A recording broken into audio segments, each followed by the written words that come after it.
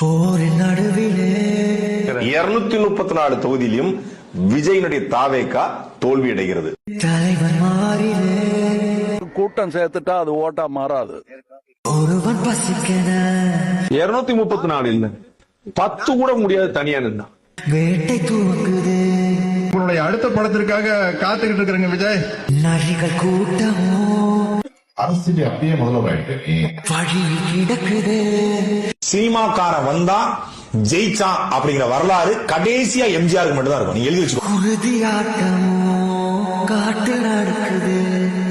நிறுவனம் என்ன சொல்லுது, அவர் தான் முதலமைச்சர். இப்ப இது எவ்வளவு பெரிய காமெடின்னு மக்களுக்கு தெரிஞ்சிருச்சு. வாடைகள் 100 வந்து போதவில்லையே.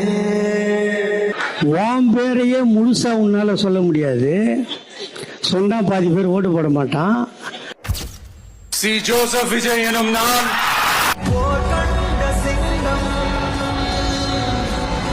தமிழ்நாட்டு அரசின் முதலமைச்சராக உறுதிமொழிகிறேன்.